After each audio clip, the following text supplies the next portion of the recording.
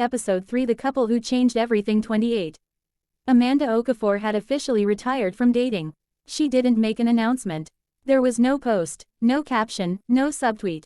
She simply closed a door inside herself, quietly, the way you close a door in a house where someone is sleeping, careful not to disturb anything, careful not to hope it would open again.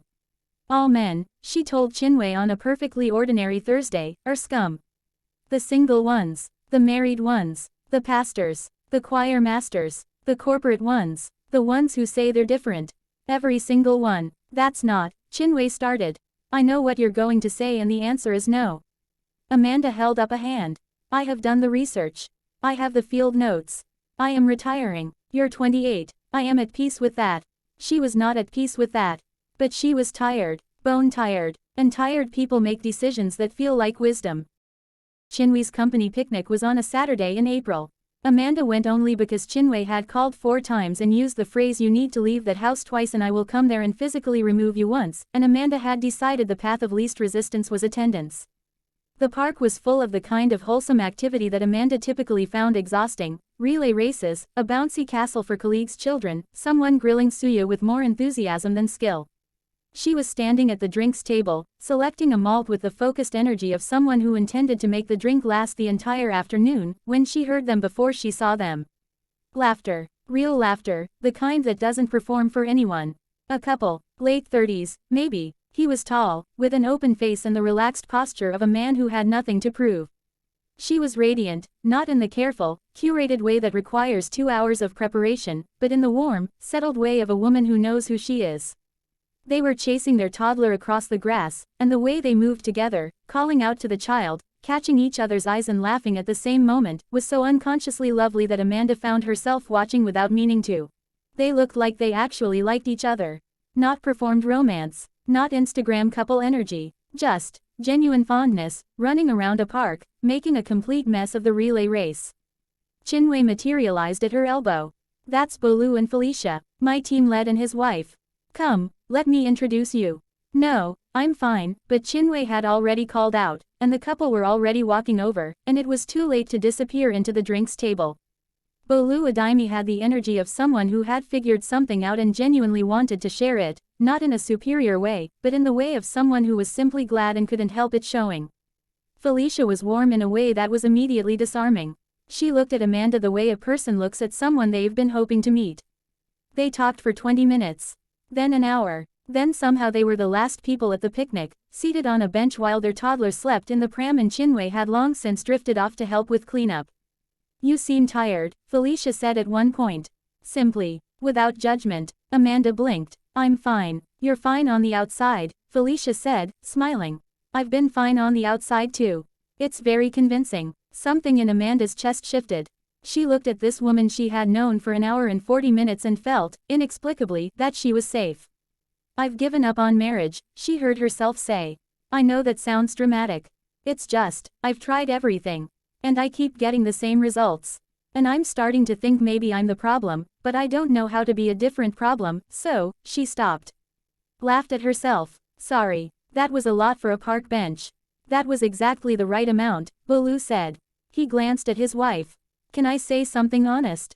Sure, Amanda said, because what else do you say? You're chasing the wrong thing. And when you're chasing the wrong thing, you run into the wrong people. Amanda frowned slightly. I'm chasing marriage. That's not wrong. It is, Bolu said, gently but clearly, if it's the main thing you're chasing. Because desperation, even quiet, well-dressed desperation, sends a signal. And the men who respond fastest to that signal are almost never the men who are actually ready. Amanda was silent. It also, Felicia added softly, kills discernment.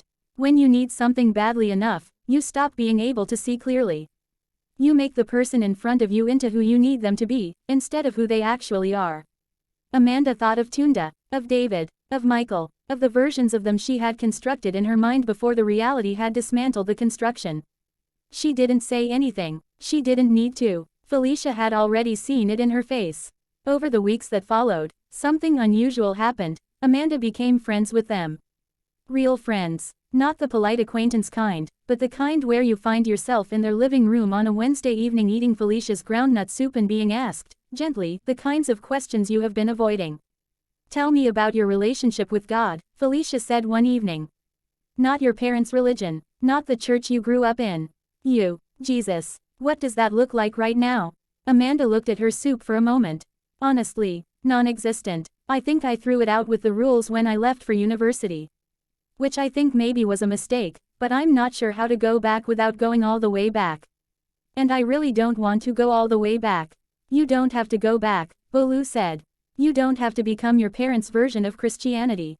You need to find out what Jesus actually says. Not what tradition says. Not what religion says. What he says. Is there a difference? Enormous difference, Felicia said, with the conviction of someone who had discovered this the same way Amanda was beginning to. They gave her a Bible. A modern translation. They didn't tell her to read from Genesis. They said, read the Gospels. Read what Jesus actually said. Start there. She started on a Tuesday night, mostly out of curiosity. She read until 2 a.m. There was something about the Jesus in those pages that was nothing like the version she'd grown up with, the one deployed to enforce hemlines and curfews. This one sat with women nobody wanted, said things that disturbed powerful people, spoke about love in a way that was demanding and tender at the same time. She called Felicia at 7 a.m. He's different from what I thought. Felicia laughed. I know. Why did no one explain it like this? Some people don't know. Some people know but are too busy using religion to control things. A pause. You're okay, Amanda. You're just finding out the truth a little late. Most of us do. The conversations deepened. Over months, Bolu and Felicia became something Amanda had never quite had before. Mentors who told the truth and still showed up for you the next day. Felicia said something once that lodged itself in Amanda's chest and refused to leave. You cannot be desperately looking for what you're not willing to become. You want a husband material man. The question is, are you wife material? And I don't mean by anyone else's definition. I mean by your own. By God's. What does that even mean? It means, do you know who you are? What you're called to? What you bring to a partnership beyond attraction and hope? Because a man of substance recognizes a woman of substance. Birds of the same feather. Amanda sat with that for a long time. And what about, I was told that, she hesitated. Someone told me that giving a man what he wants keeps him. Bolu looked up from his book. Felicia looked at Amanda with the particular expression of a woman about to be very honest. That teaching, Felicia said carefully, is the world's way. And it is completely upside down. But people say, I know what people say. And here's what I've seen, and what I've lived, and what the women I've counseled have confirmed. When you give intimacy freely outside of commitment, you teach a man something. Not that you love him, but that you do not fully value what you're giving. And human beings, all of us, struggle to treasure what is easy to get. Amanda thought of the way those men had looked at her. That particular look. And more than that, Felicia continued, every soul tie formed outside of marriage costs you something. A piece of your clarity. A piece of your discernment. A piece of the particular vision that lets you see who someone really is before you're too attached to see clearly. That's not what anyone told me. The world rarely tells you the actual cost of anything until after you've paid it, Bolu said simply. Amanda looked at the ceiling for a long time. Then she looked back at Felicia. So what do I do now? You stop chasing men, Felicia said, and you chase Jesus. You build yourself. You read. You heal. You figure out who Amanda Okafor actually is when she's not defined by who wants her. And then, she smiled, you let God do the rest. That sounds terrifying. It is, Felicia agreed cheerfully. And it's also the best thing you'll ever do. To be continued in episode 4. Episode 4. When you stop running. The year Amanda stopped chasing men was, objectively, the most inconvenient and transformative year of her life. She did not, as she had half expected, immediately receive a husband as a reward for good behavior. God, she was learning, was not a vending machine. You did not insert obedience and receive outcomes on schedule. What she received instead was something quieter, stranger, and more valuable, herself. She started therapy, not because Bolu and Felicia told her to, but because unpacking years of rules, rebellion, heartbreak, and misplaced identity required more than a Tuesday evening conversation. Her therapist, a calm woman named Dr. Salami who wore reading glasses and had the unhurried manner of someone who had heard everything, said during their 5th session, "You've spent a long time performing for people. Your parents, the men, the church. When did you last ask yourself what you actually want your life to look like?" Amanda opened her mouth, closed it. "Take your time," Dr. Salami said. It took 3 sessions to begin to answer. She started reading. Voraciously. Books on marriage by people who actually had thriving ones. Books on identity and purpose. Books on emotional wholeness. Books on how to build something rather than wait for something to be handed to you. She started attending a church, not for the men in the congregation, but because she wanted to. She found a community that studied the word with rigor and talked about grace without using it as a cover for anything goes. She joined a women's fellowship and learned, slowly, the particular gift of women who were not in competition with each other. She called her mother. It was the first real conversation they had had in years, not the polished, surface-level updates, but actual truth. Amanda said things she had never said. That the rules without reasons had made faith feel like a cage. That she had run from it and gotten lost. That she was finding her way back but it looked different now. There was a long silence on the phone. Then her mother, to Amanda's complete shock, said, "I was afraid. That's why I held so tight. I didn't know how to raise a daughter without rules because nobody told me either. I should have explained more. I'm sorry." Amanda cried. Her mother cried. Deaconess Grace was not a woman who cried in public, or in private, or really at all, so the sound of it was startling and then deeply moving. Some things in Amanda rearranged themselves after that call. At 29, Amanda became a volunteer at a non-governmental organization called New Ground Initiative, which ran outreach programs for at-risk youth in underserved communities around Lagos. She had not chosen it for spiritual reasons, or at least not consciously.